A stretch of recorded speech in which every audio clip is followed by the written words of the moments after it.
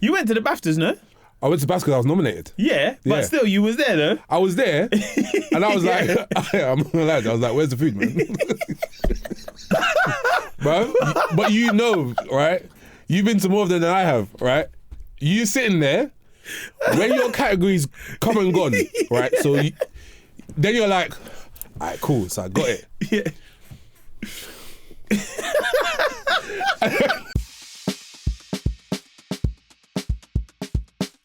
Are you from East London?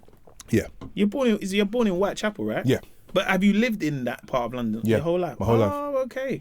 Because I always ask that because sometimes someone is born in a place, but they didn't grow up there. So like, I'm born in King's College Hospital. Yeah. Which growing up, I was like, this is in Camberwell. Camberwell was in Southwark. But technically, that hospital, I think the side it's on is classed as Lambeth. I could be wrong though. I'm not too sure. Okay. So then it was only until I started like, I don't know, doing an interview and people would be like, so you're from Lambeth? And I'm like, bruv, Lambeth, the borough of Lambeth is huge, bruv. What, Brixton or Kennington? So you got to be more specific, man. Yeah. There's bare people in Lambeth. I said, I don't know about this one, you know. Oh man, and your cultural side, your background is Nigerian as well, right? Yes. So like, you see, from like a young age, like performance, would you always say that that was your thing? I think it was definitely a form of escapism. So I've got two young brothers, and it was just myself, my brothers, and my mum. And my mum was working countless jobs to take care of the three of us. So when she'd come home, and then when I'd come home from school, I would like perform for her just to cheer her up because she's had such a tough day. Oh wow. So it would be a thing where I'd be like, and I'm sure she's like, I just want to sleep. Yeah. But I'm like, do you know what I mean? Just to try, not just for her as well, but for my brothers as well. I do like weird voices or I like recite like scenes from films that I'd seen. Or I'm a massive fan of Disney. And Have you been to Disney World yet? No, never been. But like in the films, I think what they did like impacted me. So like Lion King and Aladdin, those two films like had a huge impact on me growing up. Ethnic minorities love them too still. So I would like recite them for like my mum or for my brother sometimes. So I didn't know at the time that performance was such a huge part of like my growing up. I just did it because I just thought it was fun. Okay. Never thought for 1 second it was like a thing that I was meant to do. For sure. So when you started like performing, when was the time would you say that you really started honing into like more of like a, I wouldn't say a craft, but almost where, I know from an early age, like, you know, you're part of like a theatre group, right? I was, yeah. Yeah.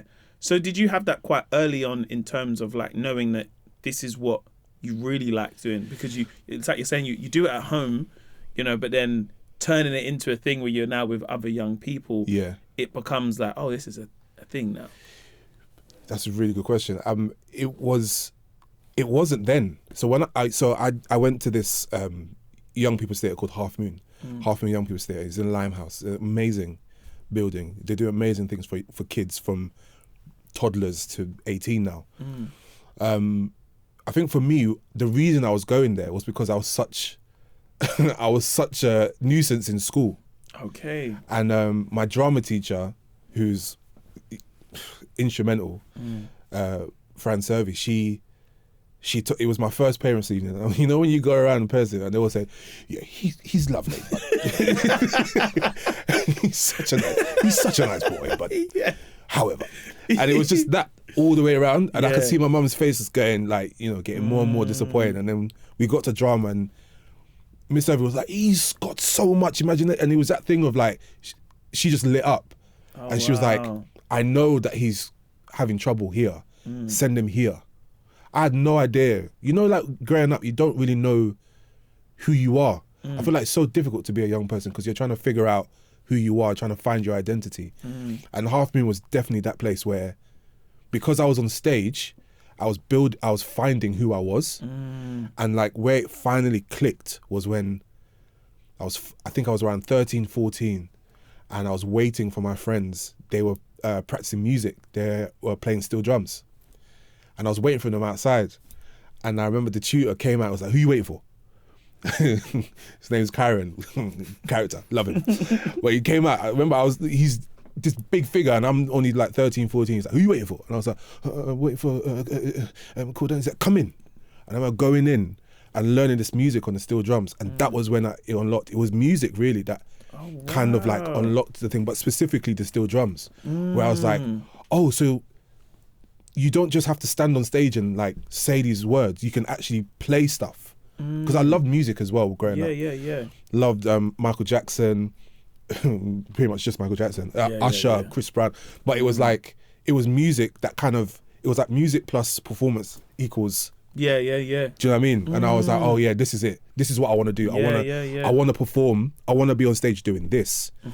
So yeah, that was kind of the moment where I realized that performance and performing was the thing that I wanted to do. And then I just stuck with it. So it was steel drums all the way through school. Oh, sick. And then also doing performing arts. Yeah. And then learning that craft in school and then going into college and then being like, I think this is the thing I want to do. I'm not sure, but I think this is it. This is it. But that was definitely where the click happened. You know, it's so interesting what you say about music, because I was listening to something recently and they say that when you're young, there's a frequency that music has that it's something that you've never heard before. So you're introduced to a frequency of sound that you don't know, and they say it, like, in terms of the brain, it kind of, it's like you're saying, like, wakes you up or like gets you onto something. Yeah, there was something about the steel drums and about all of us that were playing at that time where we were all learning new music. So it was like, you know, growing up those times, we were listening to the thing everyone was listening to, but we never really paid attention to the sounds or anything like that. There's something incredibly universal about the steel drums. You can literally play anything. Yeah. So we learned Rondo alla Turca, like on the steel pans. Yeah, we were learning Mozart, Bach. We were learning all these songs, and then we'd go home and then try and find it on like LimeWire or something, and then listen to the original and be like, oh yeah, that's what we're playing. And but it was that sort of thing. And also what you were saying before, like having no fear. We had no fear whatsoever, and we were like, we want to play everything. Yeah, we want to learn as much as we can. We can take it all. Just show us, and we'll learn, and we'll be there. Like even after we left school and college, I joined the Metronome Steel Orchestra, who I'm still with, and we'd go all the way to Notting Hill. So I live in East London. I'd get on 2 buses to go all the way to Notting Hill, and then I'll be there all night with my friends. We just go, just playing, playing. And now we still do it, like in our mid-30s. Is that your hobby outside of, like, what essentially, like, acting is your profession and that your job now in some ways? But is that also like your kind of outside hobbying? To call it a hobby, I kind of feel like I'm doing it a disservice, but it's definitely something that I do when I'm not acting, like when I'm not working. I try as much as I can. I haven't really been around as much because I'm so busy. But when I can, I do like to go over there and like show my face and support them. I mean, I haven't played Notting Hill Carnival in a few years, but I'd love to go back and play again. And but yeah, definitely growing up, I was there all the time. Like I played every carnival. Yeah. Like, my first carnival was 2007, and I played every single one after that. And then it was one of those things where it's like, yeah, this is what I'm gonna do. This is what my kids are gonna. Do you know one of them things? Where it's like steel drums, music. You know what I mean? Just being in the midst of that, being around that, and I joined the family over there, so like I do consider them like an extended family because like I learned so much about myself, but also about music, and and then it definitely plays into me being an actor as well and being comfortable on stage and all those different things. So yeah, it's so interesting where like you have that as something that you do, which I feel like playing steel pans or steel drums, pans, same thing basically. Where you have that, where you kind of work as a team, essentially, because my mum used to play it back in the day, and I know like there's the kind of bass at the back, and then you've got the ones at the front which are very like the high kind of notes and stuff. And we used to do it in primary school actually. There was a music teacher who used to teach, and he used to sound like just like a vibe. Do you know what I mean? Yeah. Like it's the one thing that when I first went to St. Lucia, I thought would be at the airport. Yeah. I don't know why. I just thought when you get to the airport, these They're men gonna are be there. cling, cling, cling, cling, cling, cling. You know, like in Hawaii where they got the thing and they give you the something and like I thought when I get to the Caribbean, I'm gonna hear cling, cling, cling, cling, cling, cling, cling. Never happened. Yeah. But I think it's so interesting how you have something where you work as a team, but also something where you can be super like exposed and be quite vulnerable when you're by yourself as an actor, especially with stage acting, because like you had one of your breakout roles in A Midsummer's Night Dream at the Bridge Theatre. Yeah. So what's the transition like for you at that point where, you know, now you're on stage and there isn't the bass behind you, you know, or like you're saying it's the tenor right at the front. Now it's like, I'm on stage now. And I always say with theatre acting, I'm such a fan of the craft of theatre acting, because when you're on that stage, them lights are hot and brighter than you could ever imagine. But then knowing that, like, it's so quiet. In the UK, they're so respectful. Yeah. Do you know what I mean? I'm not too sure everywhere else, but I know in the UK, it's a silent. Yeah. And it's like, we're all looking at you at this point. But knowing that someone's phone going off can fuck up the whole scene. Do you know what I mean? Yeah. But also, you got to kind of play to that a little bit. Yeah. It could be a deep monologue you're having. So how was the transition then, like, to stage at like quite a young age for you?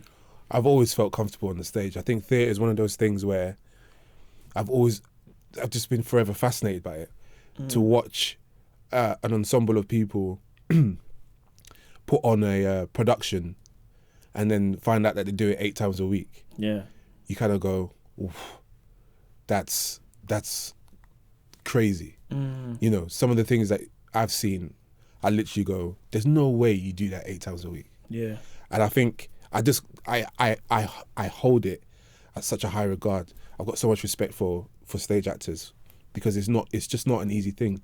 And I've always wanted to be that person that when people, I think inadvertently, when they're like, I want to be that guy that's like, oh yeah, that's the stage guy. Because I love the theatre. I do. And I've always said, if theatre paid like TV and film, I'd do stage forever.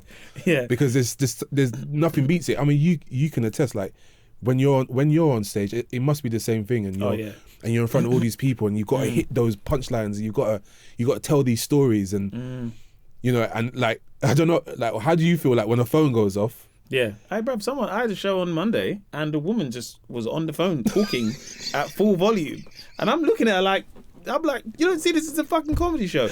Like, who speaks at full? Like, I'm always used to it going left anyway. Yeah.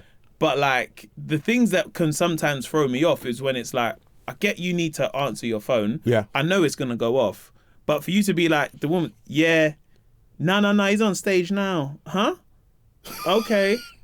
No, I can't talk right now. I'm like, you can go out. Yeah. But I think I'm fortunate enough to know that I have the mic. I can stop this. I can literally press pause and be like, is everything all right on the phone? Which I've done. I was like, is everything all right?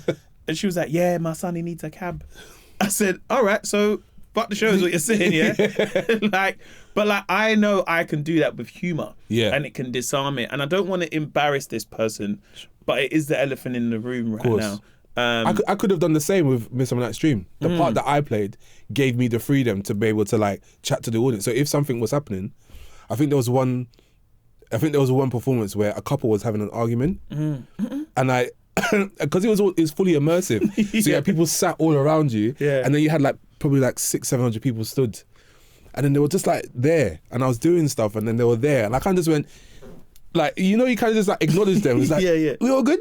you could just the part gave me the freedom, and I think the production gave me the freedom to be, I guess, in a way, you know, no disrespect, like some form of stand-up comedian, because I could talk to the audience and be like, wait, what are you doing? Why are you doing that? And that was fun to be able to like stretch those comedic muscles, and attempt it. Yeah, and most nights didn't work. Do you know what I mean? And I just stick to the script, and I was like, don't try and improv, bro, because it's not for you, man. Don't do that. But then other nights, I was feeling myself, and I would try it, and then it would go down. And I'm like, oh, okay, maybe I'll try that again tomorrow. And that was really cool. It's just finding new ways to interact with the audience with that character and in that production, because it was so immersive. The audience were involved the whole time. Yeah. So it never once felt like I was alone, especially with the company of actors that I was working with. They were incredible. So there was not one moment where I ever felt alone. I felt so safe. Yeah. Even when I was on stage by myself doing, huge Shakespearean speeches, I never felt like, it only would ever happen just before I'd go on. Yeah. I'd have a little panic attack and go, I can't do it. Do you get nervous before? Yeah. What kind of nerves are you? Are you like, because I've got some friends and people I know they do shadow boxing, some people do press ups, some people are probably too calm. Yeah. I like to have my friends around me if I can. Yeah. Before a show, and then it's ultra, because it sets me up to be like, this is very natural. Yeah. And what I'm going to do is what I've done before, and I need to be around people that make me feel this is a normal thing I'm doing. But when I jump out, it's going to be absolutely insane. But it brings me very grounded, if that makes sense. Yeah, for sure. No, with Dream, we would like dance around backstage and like play music. I mean, there's videos. I've got videos on my Instagram of us like dancing to Michael Jackson and just like marching around and being silly just before we go on. And I think it depends on the type of show that you're doing. I did a play earlier this year at the Donmar Warehouse where it was very wordy for me, and I had my character had a lot to say. So, and his emotional journey in the play is very up and down. So, and also it was a while since I'd been on stage with that sort of play, that type of character, and it was one of the first times in my career where I got really nervous before, like really, really nervous. I put a lot of pressure on myself in that production specifically. In Dream, it was just fun. I was just having so much fun. It was, that part has always been the dream role to play for me, and I didn't realize that the magnitude of it until afterwards. And then going forward in my career, and then doing this play earlier this year, I was like, I think I put a lot of pressure on myself. No one else did. The director was like, what's your problem? And I was like, I don't know, I just want to do a good job. He was like, don't worry, you're fine. And I'll never forget that first preview. I was just like in the corner, just like this. Hammond, you ready to go? Yeah. And I was sweating, like standing completely still, and I was just buckets. And I go on, look like I've been in the shower. In my world of doing stand-up, we don't have a preview. You just do the show. Yeah. And then you get the review afterwards. But like, I know in the world of acting, especially stage, what you see, like when you're doing those previews and you've got, and sometimes I've been invited to some of those shows. Yeah. And I sit there and I'm like, oh man, I can't imagine how nerve-wracking this is for people seeing something the first time where, yes, we've rehearsed it, but we've not really got to flex our muscles. Yeah.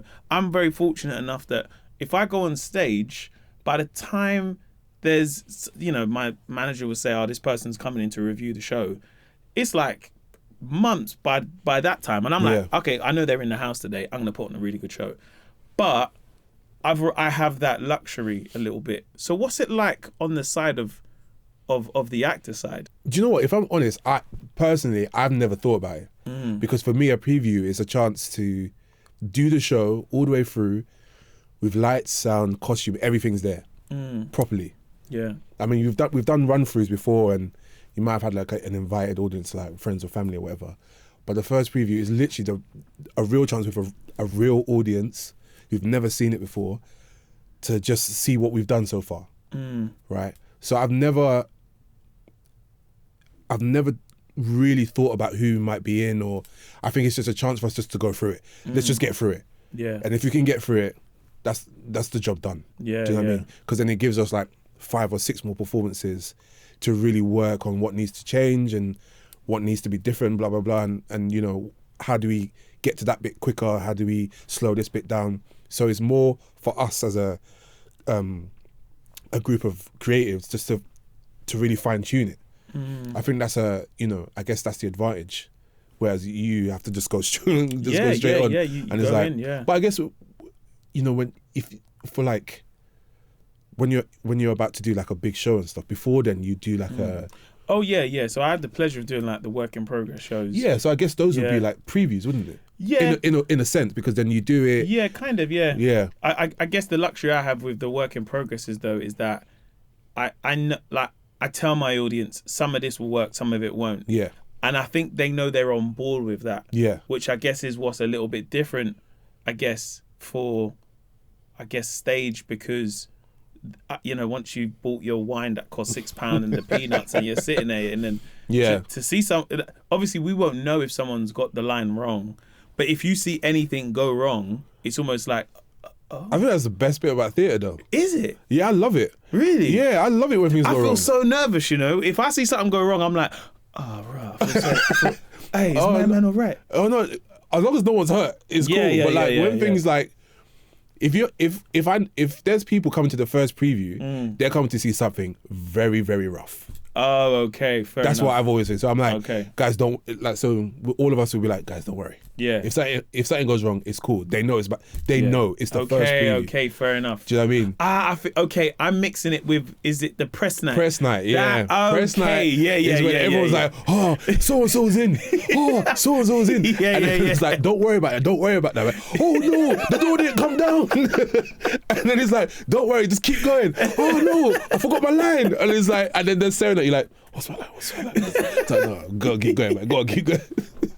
Have you ever been on stage and seen someone in the audience like whose work that you like and you're like, oh my God, that person's in? Yes. Like who's been that person? I think there was one time when there was a director in for Dealer's Choice. It came in and I was like, oh, he's just done Macbeth with David Tennant. Why is he coming to see this? Okay, all right. Is that hard as an actor? Because are you thinking like he might be scouting, but he might just be watching? Yeah. Do you know what I mean? So you got to get out of your head. Yeah. You just got to do the job, man. Or like when you see an actor, or when you see like an actor in like a big time, and you kind of go. I remember when I did Barbershop Chronicles, and I looked, and it was in the round, and I looked, and I saw Letitia Wright, and I went, and there was another night where Damson Idris was in, and I went, and you just gotta get out of your own way and just do it, because like, yeah. But then I think, and Idris Elba came to see Barbershop Chronicles. When Idris Elba came, that's when I was like, I don't get starstruck really. Yeah. But the times where I've spoken to him, yeah. The first time I ever spoke, I couldn't talk. He's mad cool, Idris. I couldn't talk. Yeah, he came up to me, oh man, and I went. No words came out my mouth. So when I saw him in the audience, I just went, oh, and he was in with his wife, and I was like, oh, okay, just don't forget your lines. Just don't forget your lines, and you'll be all right. Just make sure you hit your marks and don't forget your lines. And I think that show was quite crazy, and it went down pretty well. But yeah. It's you just got to get out of your way. Do you think that's an actor to actor thing though? Knowing that when you're performing as like an actor you admire, and you're like, like he knows this world. So if I fumble a line, he knows as an actor like, oh, you fumbled that one. Because if you especially if like you see another actor who does stages well, whatever, like it doesn't matter really, but yeah, you just know. You just know it's like, oh, that went wrong. Yeah. All right, well, write that down. In your head, it's like, oh, it's fine. It's just how they pick it up, because people drop lines all the time. I dry all the time. Do you know what I mean? I think it happens more as I get older, but it happens. It's just about how you get around it. Yeah. That's what I think that's what makes you like a performer or whatever. It's just how you get out of your way. Yeah. Out of your own way, because you could be nervous, you can be all these things, but it's about how you just get to the other side. That's what builds you. Where you are right now in terms of your career of, you're in a high profile show that, Black Ops, and the success it had very early on. Yeah. Do you know what I mean? Of getting nominated for BAFTAs and stuff like this. And you find yourself now in rooms with the same people that have watched you, not even on screen, but also on stage. Yeah. How do you navigate like some of those spaces now where, you know, I remember watching you do the interview for when Black Ops first came out, and it had like a press person doing like asking questions and stuff, and you have a very natural ability to be funny. Like it's very natural to you. Do you know what I mean? Oh, cheers. So like seeing you on screen to then when you was being interviewed, like it was just, I think there was a question, I can't remember the question, but it was along the lines of like, you know, it was like, oh, you know, well, would you want to get out of this or something? I can't remember too tough. And it was so funny because you say, yeah, I can't lie, I'm trying to get paid, you know? It was something like that. But it was so funny because it felt like, you know, in those moments where, you know, that, and I remember there was press there and stuff. Yeah. It can just really disarm the situation in a sense of like, I know we're all here to do the reviews and you've got actors coming and like first opinions and stuff, where it just you really set the room at ease in a sense of like, oh yeah, let's all loosen up, man. Yeah. You know, because I know what it's like when you're in the room and it's tense and it's like, so tell us, you know, what made you come up with the thing? And you're like, oh man, can we talk about some fun stuff? Yeah, I mean, it's yeah. So what was it like backstage and vibing and stuff? But you have a very cool natural ability to be funny, and like whether that translate on screen and off screen. So what's it like now being in, you know, situations where you're like, oh, we're on the red carpet now, and this is like I'm doing TV, like you know, as me, you know, how are you navigating this world now? I'm not gonna lie to you, I don't go to them things. So. Why not? No. You do, man. Not really. You went to the BAFTAs, no? I went to BAFTA because I was nominated. Yeah, but still, you was there though. I was there, and I was like, I'm not gonna lie, I was like, where's the food, man? Hey, were you there that year? Were you there 2024? 2024. I don't think you were. I wasn't there that year. I was. Well, I say I meant to come, but I was on tour. Okay. Bro, but you know, right? You've been to more of them than I have, right? You sitting there when your categories come and gone, right? So then you're like, all right, cool. So I got it. Yeah.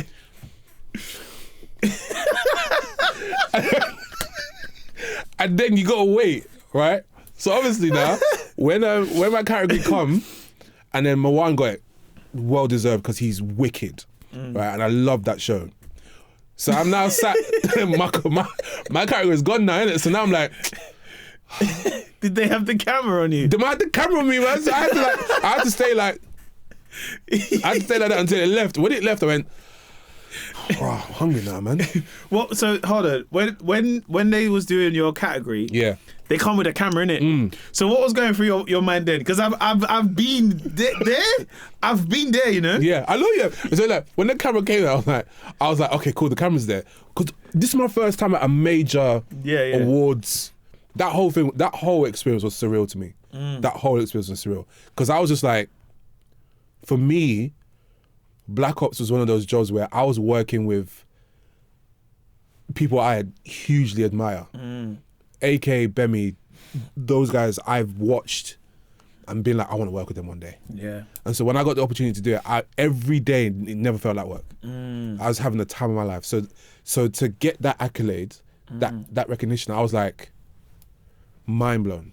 Even the RTS nomination, I was like, what is happening? Yeah.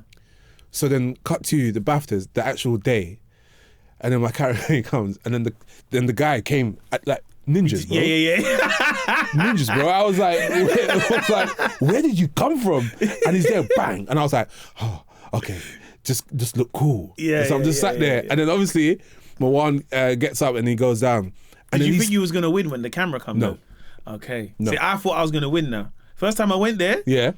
So they had, what's his name? David Schwimmer. Yeah. So he was on the Big Nasty show just a few months before. Yeah. So I'm sitting there like, the link, it makes sense. He's giving out the award. I met him before. Of course. When he come with a camera now, I'm like, yeah. I'm like, here we go. This is it, bruv. In my head, I'm starting imagining me. I'm like, this is it. This is the start. It's going to take off from today. Yeah.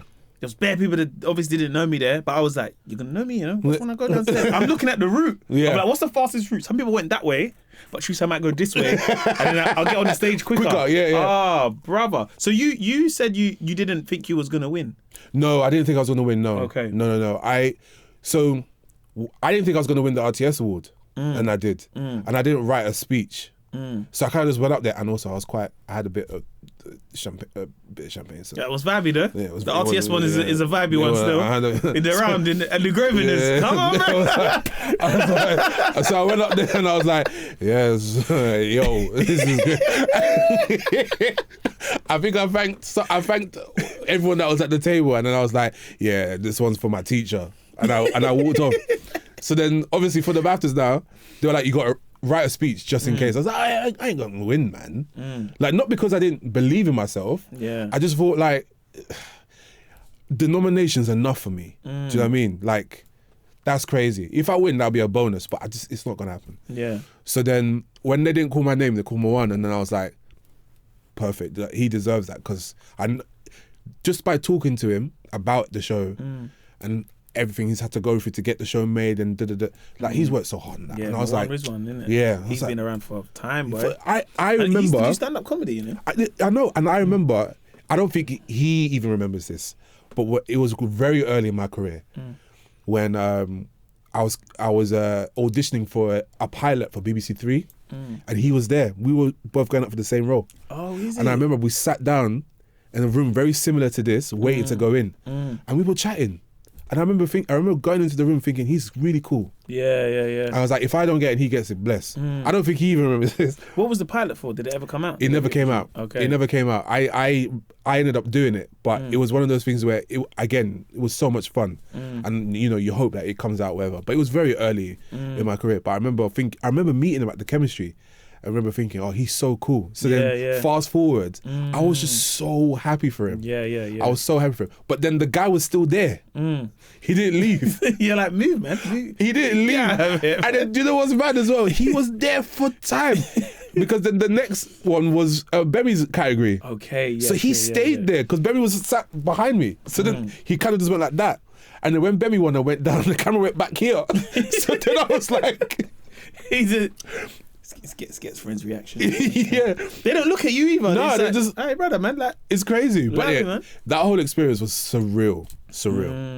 But I enjoyed it, but I was hungry the whole time. Hey, brother, it's so... Do you know what I think I realised the first time I ever went to the award show? I'd never been to... No, I'm lying, actually. I did go to award show before, but then it's like, it's BAFTA, innit? Yeah. It's just like, raw, like, I got to make sure, one, I look good on the red carpet. Yeah.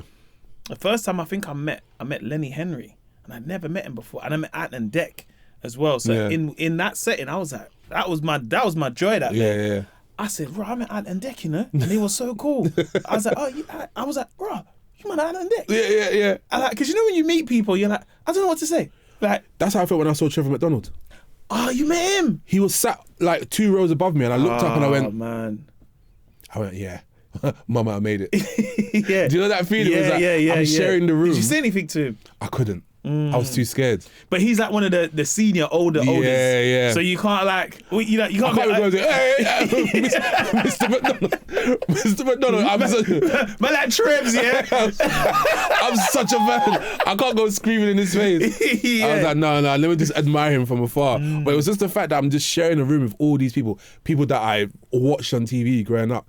People, even some of my friends were in there. And I was just like, this is crazy. This is a feeling that it's one of those things you just want to bottle up and sell. Yeah. You can't replicate that. Do you know what I mean? And also my wife was there. Yeah. So I had my wife there and my agent. Me and my agent we've been together since the beginning of my career. Do you know what I mean? When you get them self-tapes, you got to do in 24 hours, bro. Yeah.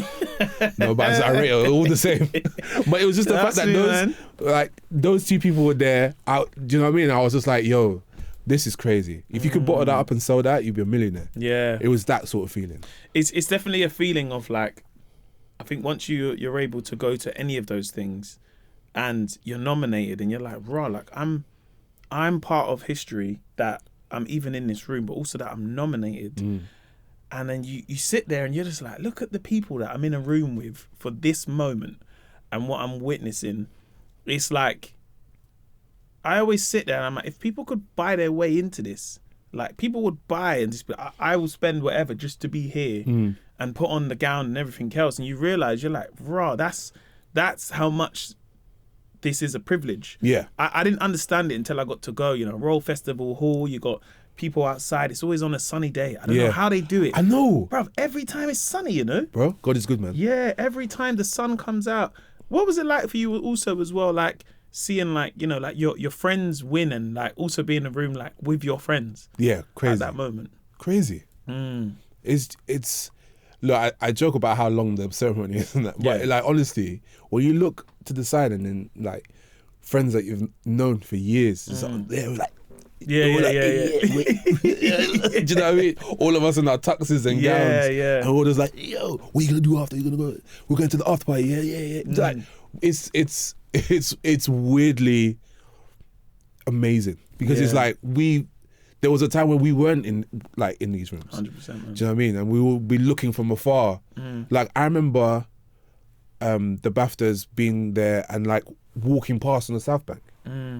Just like walking past, being like, "Oh, what's going on over there?" No idea. Do you know what I mean? Yeah. I remember those times. Do you know what I mean? And so to be in now to be there, it was crazy, man. Crazy, and it's not something that I'll forget in a hurry. Yeah. But also, it's a very, very small part of what we do. Do you know what I mean? Everything we do is like in the studio or in the rehearsal when it's cold and. Do you know what I'm saying? Take and you ever had times where you're filming and you're fighting for sunlight? Bro, come on guys, we got to film it. The sun's going. We've got 10 minutes. And it's like, so that being, as much as it's great being in those rooms, it's not everything. Do you know what I mean? Like it isn't. The best times I have is when I'm on set or when I'm on stage and I'm, making a whole, like making audiences laugh or trying to make the crew laugh or whatever. Do you know what I'm saying? Or like, working with Bemmy, me and Bemmy working on Black Ops together is just a joy because we're just having a laugh, man. Yeah. And then we're all of us, the crew as well, we're just having a laugh. We just get on and we just do the job, and that's what I enjoy the most. It really makes you excited to go to work when you're doing something and there is camera people or whatever, tour managers or people that put up lights, and you sit there and you're like, rah boy, we're all in this together, everyone has to play a part in this. 100%. And then to be like, there's times where I'd sit with someone and they say, oh, like, mate, like, I really like your stuff, man. Yeah, I told my mate I was working with you. Yeah. And I'm like, right, you man build the set. I didn't think you lot really were that interested. And he's like, no, man, yeah, do you mind if I get a picture? I'm like, yeah, bro, cool, man, yeah. So, like, when you're filming Black Ops, yeah, and what I really liked about Black Ops, it felt like our comedy in a sense of it's showing different facets, I think, to what we're able to do in our culture where, yes, we have crime dramas or whatever, you know what I mean, that, people that can identify with us and stuff, but also seeing comedies now in those spaces that look high end and feel high end. I think that was the most thing that I was so pleased to see. Like, not that I don't always think that, you can make things lo-fi as well, innit? But I also feel like, going to that screening that time in Soho and watching Black Ops for the first time and not really having much of an idea of what it was about. I remember Akenji was telling me that he's like, I'm working on this thing, but you don't want to be like, so tell me the script. Let's go, page 1 and 2. I'm like, oh, sick, man, wicked, man. He's like, yeah, almost done it, and we filmed and everything. So then getting to see it, I sat there and I was like, oh, this is cold, man. Because it was filmed in such a high-end way, but also it just had like a chemistry amongst the actors that you sit there and you're like, yeah, you can't just create this overnight. It just really felt like something you'd watch and you're really immersed by like your acting performances. What was that process like for you on being now, because you're on screen as opposed to stage? I guess the initial reaction must feel a bit different when you're on stage and there is someone talking but you can say something, you can get the laugh, whereas on screen it's like, cool, all right, and cut, we're gonna do it again, to the point where you've done it 5 times, you're like, just joking, are you banging anymore? Do you know what I mean? How was that now for you, like, to be on screen?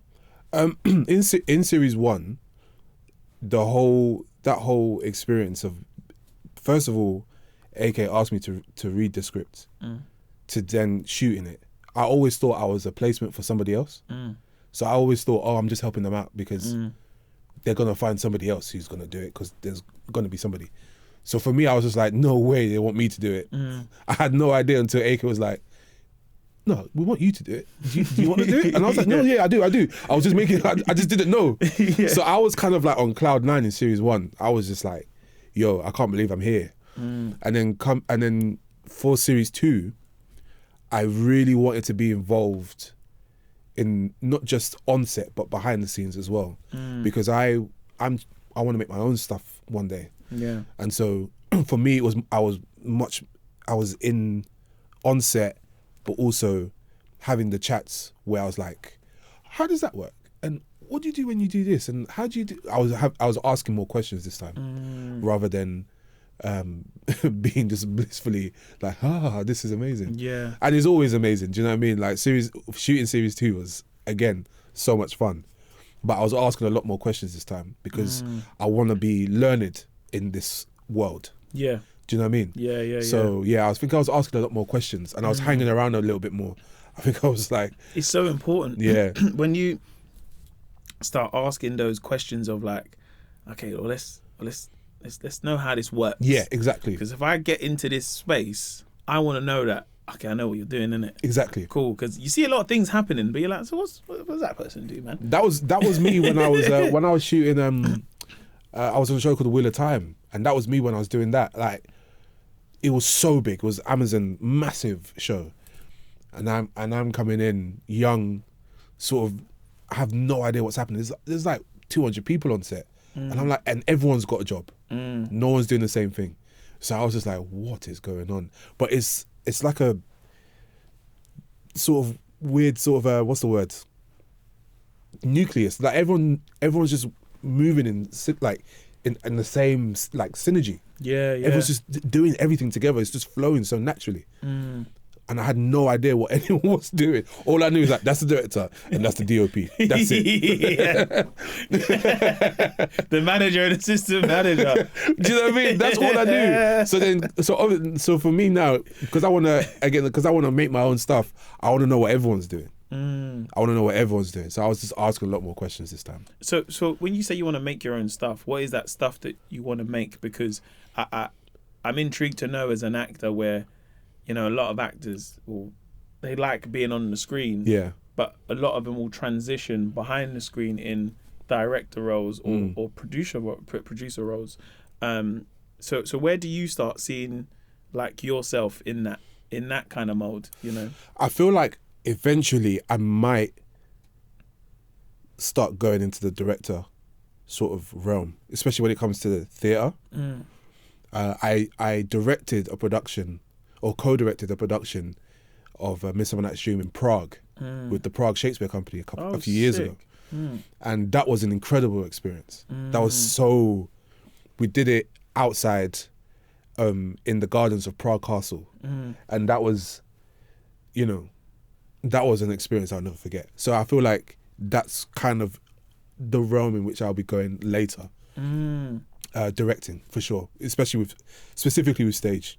Right, we got the man in Prague, you know, just doing Shakespeare. Yeah, hey, that sort of happened again. That was like completely by accident. One of my castmates in the show Wheel of Time, we were shooting out there, and he's he's the artistic director of Prague Shakespeare Company, and he had seen my production of Midsummer Night's Dream at the Bridge, so he was like, "Oh, do you want to direct the production?" I went, yeah, I'm not saying no to that. And then it just so happened, and I didn't know. I thought it was going to be the theatre. I was like, no, it's going to be outside. I was like, oh, okay, cool, yeah, Prague Castle, yeah, in the Royal Gardens, cool.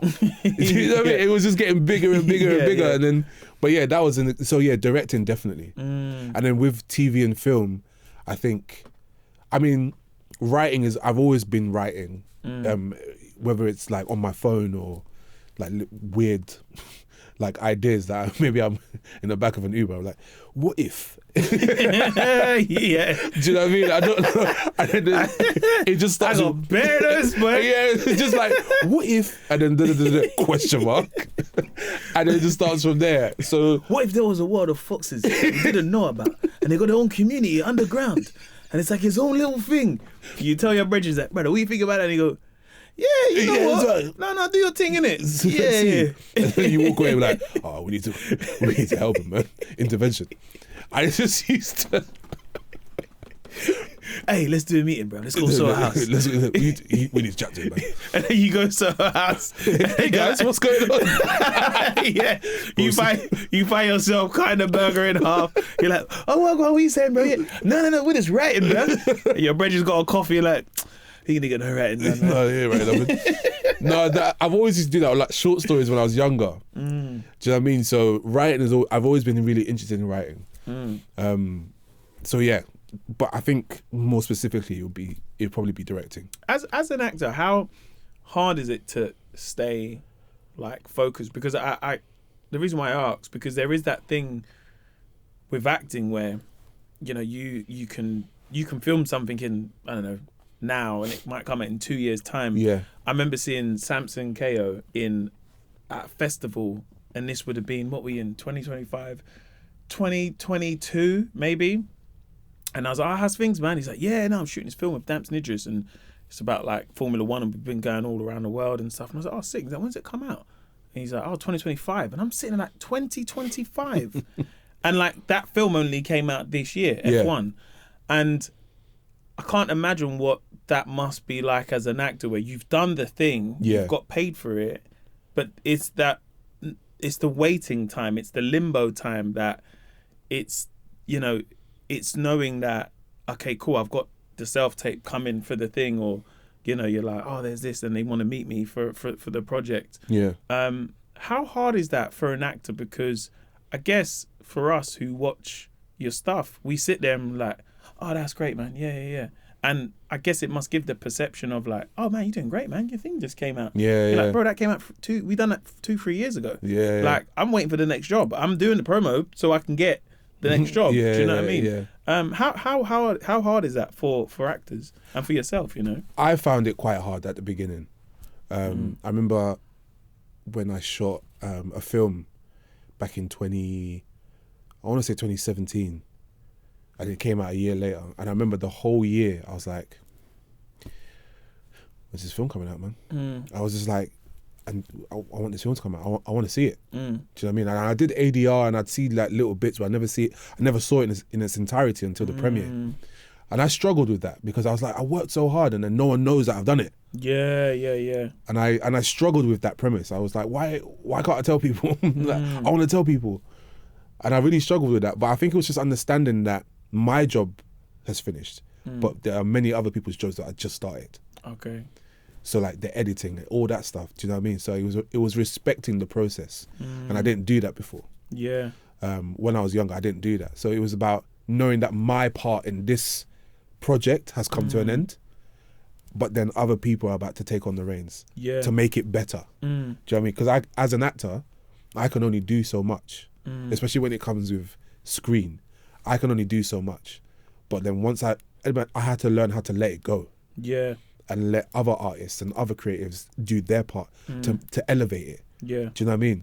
With theatre, it's about creating something in the room together in real time, and then performing it as a company. That's, you know, and there's no like one person. Not one person can make this thing.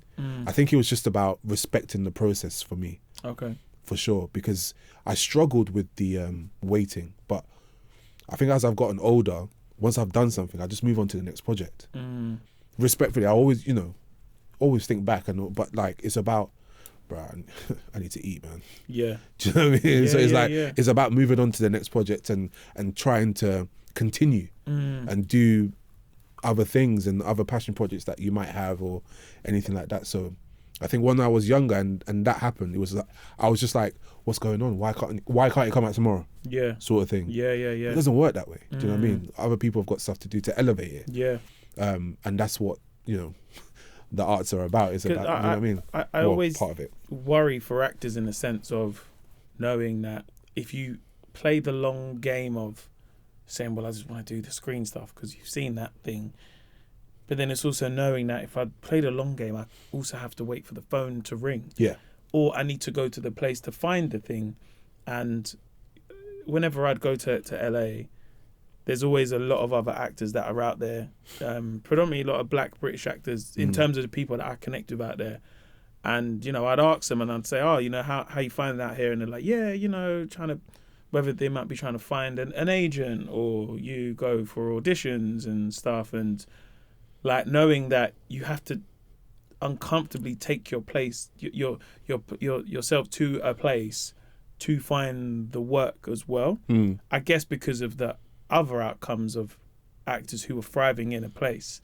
How do you see that for yourself, whether that is, you know, being able to hone in on your craft here, have your ideas listened to and be on screen here, but also look at that side of the pond where, you know, you've got, like Letitia Wright and Idris Elba, who, you know, transcended and went over across that side and, you know, they're doing, I don't know, but Fast and Furious and The Wires or, you know, Marvel films. What I'm saying is, how hard is it to keep one eye on the thing that's there and be in the space of the stage and say, oh, you know, I'll go to Prague and this is an opportunity, or say, well, I played a long game and I could go to LA for a month and do meetings, but also knowing that I don't know if anything's going to come out of it. Yeah, that's a really good question, man. I say this to my wife. I say this to my wife a lot, where she knows this. I've been saying that I want to be the one black British actor that doesn't go over. Yeah. So for a long time I just refused. Yeah. And I was like, I'm not doing it. I'm not going there. I'm staying here. Why? And no disrespect to any others that have gone over. Like, we should. Do you know what I mean? If there's if there's space there, and there is space there, we should go over 100%. But I'm quite stubborn, so I was just like, I'm not doing it. And I remember my agent was like, what do you think about maybe getting? I was like, nope, not doing it, not yet. Yeah, not yet, because I want to build my foundation here. We shouldn't. There is space here. I believe there is space here. You know, it's just about, I don't know, and I don't know how, because obviously the industry changes and it gets harder, it gets easier, then it gets harder, then it's like, do you know what I mean? But it's like, I feel like it's about believing in yourself and believing that it's possible. You know, I've been doing this for a long time. That's not to say that I'm an expert. I'm not. I'm still learning. I'm learning every day. But it's about believing that I belong here. Do you know what I mean? I shouldn't have to go overseas for my home to know who I am. Does that make sense? Yeah. And, of course. So, and I always and the thing is, I love looking over and seeing what people are doing over there. I think it's amazing, and I think long may it continue. When I see people like Damson Idris and Letitia Wright and John Boyega, Malachi Kirby, when I see all these people thrive, I'm like, yeah, we should. Do you know what I mean? We should. Yeah. Cynthia Reeve, like, I remember watching Cynthia she did a Shakespeare trilogy, and a friend of mine, Sheila Atim, was in it as well, Shiloh Coke, and I see all these amazing black women do these shows and then see them thrive, and I'm like, yeah, because they deserve it. But me personally, I'm like, never. I used to be like, never. I'm not going over there. Like, no. And the thing is like, for me, it's like when it feels right for me, and it's like, when it feels right, then maybe I'll take that step. But until I feel that I've made my mark here as an actor, then I'll feel much more comfortable being like, okay, I'll make that step over, because I know it's going to be hard over there, because I'll be starting anew. Yeah, I'll be the new guy. I don't mind being the new guy, not at all. I'm not afraid of hard work, but I feel like the hard work is like staying here and letting them know who you are here. Yeah. And then once you go over there, then it's like, Yeah, because does that make sense? Yeah, no, massively. So yeah, I think that whole concept of going over the pond, for me, I've always just like said no to it. Not because I like I've got anything against it. I've got nothing against it. I'd love to go over there one day. But I guess it's just doing it like here. Yeah, when I feel like it's right and when I feel like I've made, and I don't know what that is. I don't know what that is. Do you ever fear that sometimes you could be, doing something here that is like almost keeping you here, but the more successful it is here, then there's that like, hey man, we want you to be in this thing over here. And one thing I always notice when they make stuff in the States, it's not a TV drama of 4, maybe 5 episodes. Yeah. It is, no, we're doing 12, 13, 14. Yeah. You're like, what? Yeah. And then again, if you sit there and you're like, okay, let's do the calculations. You're like, all right, that's life-changing. Yeah. Do you ever fear that sometimes that with you putting all your eggs here in one basket, there might be someone who's having a look and being like, I see what you've done there.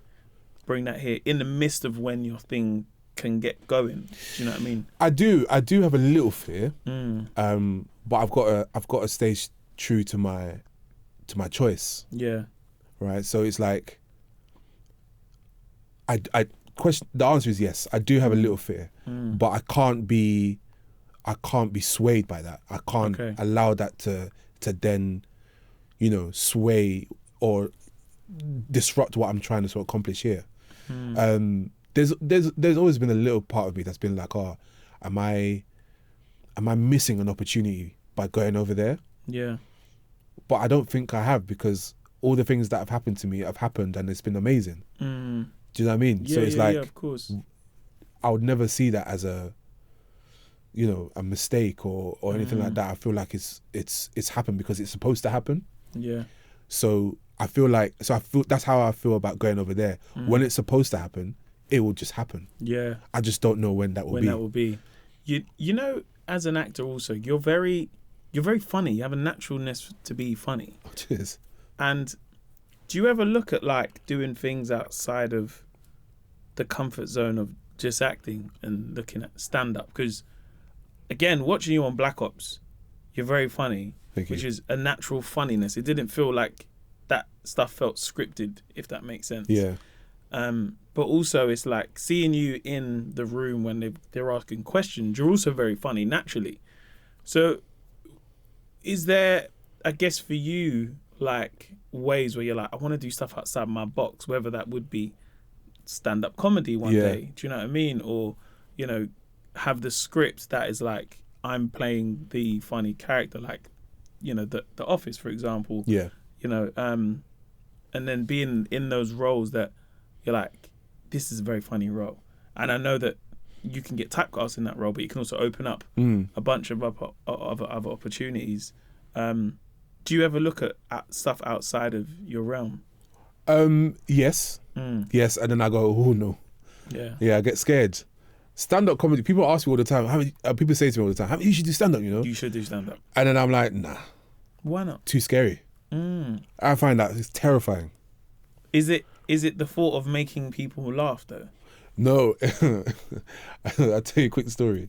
I remember, so I had a friend back in college. He was like, I'm going to be a comedian. And I was like, yeah? Okay. Sounds good, man. Yeah.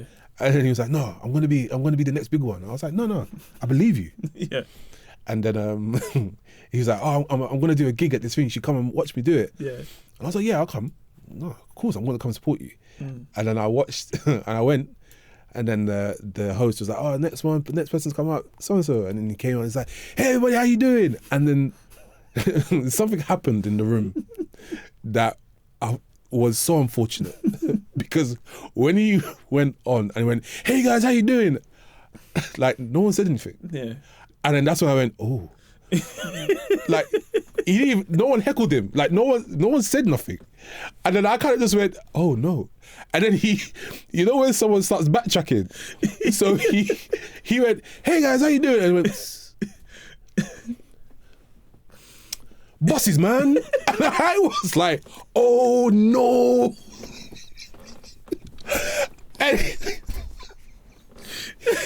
And then it was one of those things where he kind of, you saw the fear came across his face, and then he did this thing where he stepped back, and then he went, "Bosses, man," and then literally, I heard one person go, "Shit, man." And then that's when there was a rap, and I was like, listen, he hasn't even started yet. And I think it's because like the fear came across his face, like that fear, and I was like, I never want to feel that. Yeah. And then he tried to tell like an actual joke. Yeah. He said, "What do you call two pandas?" Sorry, I can't remember the joke, man. But and then he told the punchline, and everyone, all I heard was like a glass like clink, and then he went, "Yeah, that's been my time," and I was like, I never want to experience that level of bombing ever. So like, it's so nice when people go, "Oh, Hamid, you should do stand-up." I'm like, listen, I would love to do stand-up, but I don't think I can ever recover from that level of bombing. You just never see me again. It would be like some Mrs. Havisham thing. Has anyone seen Hamid? No, I ain't seen him in 15 years.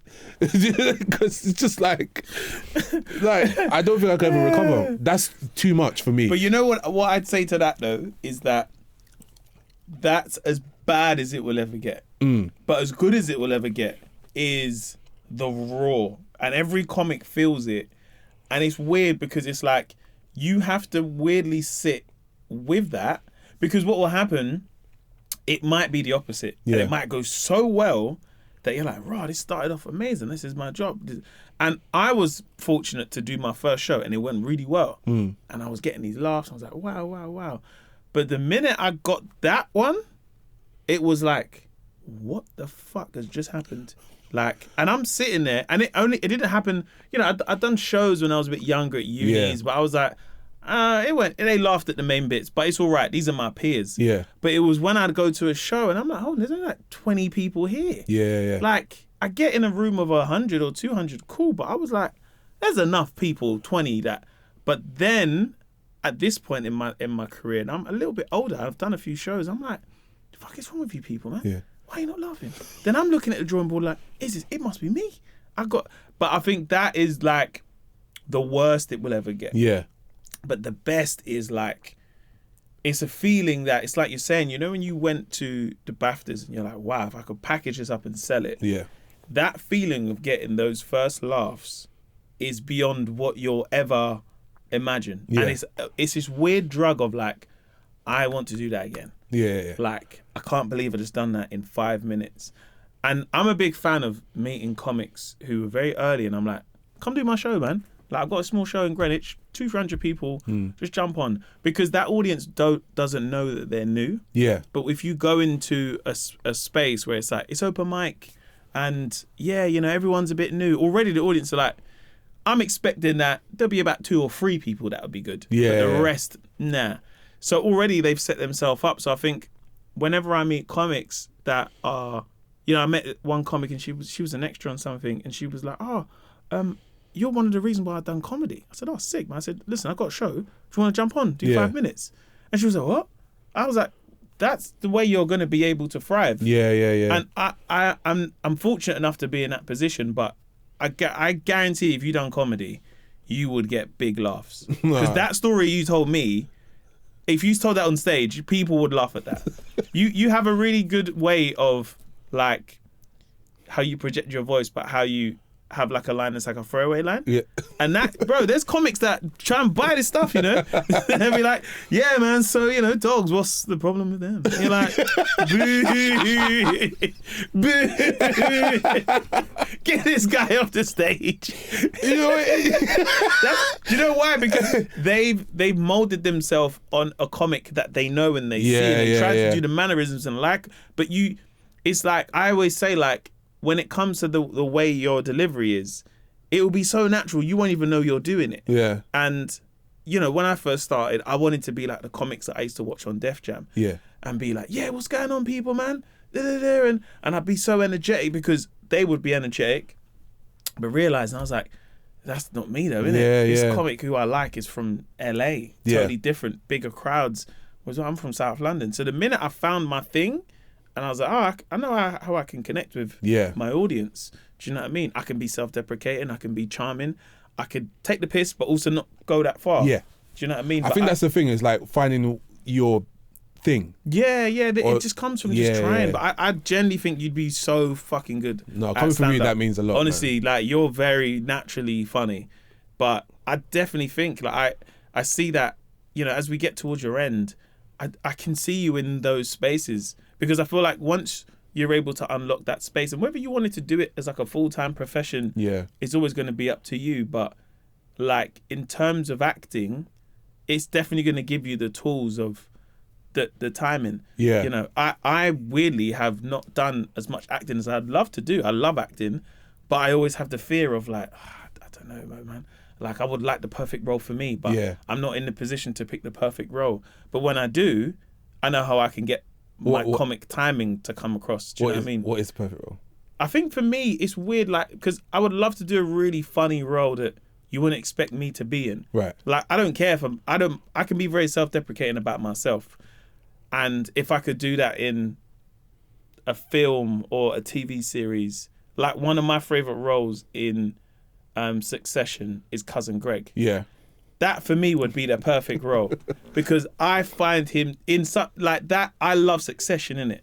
But the fact that, like, he just pops in. Yeah. And I remember when I first watched it, I was like, who's this guy, man? He's not about the business life, bro. Like, but then I couldn't wait for his scenes to come back. Yeah. So when he'd have his scenes, and he's like the odd one out the family, and like, he's kind of understanding, but then he's got this situation with his dad, and I was like, yeah, that's that role there. Yeah, I feel you. Where you haven't got the heavy lifting. Do you know what I mean? Where like, you sit there and you're like, oh, Brian Cox. Imagine being in a scene with him. Yeah. But then getting to be Cousin Greg, who's like, hey, what's up? No, okay, I'll fuck off. And you're like, that role for me is one of my favourite roles. So probably something like that. But then it's interesting, like, as a stand-up, and when I've done anything that's like, I film something, and again, I'm like, yeah, like, which one I do my bit? And it's like, all right, in action. I do my lines. Director's like, yeah, that was great. But if you just do it to the script, I'm like, oh man, get me out of there, bro.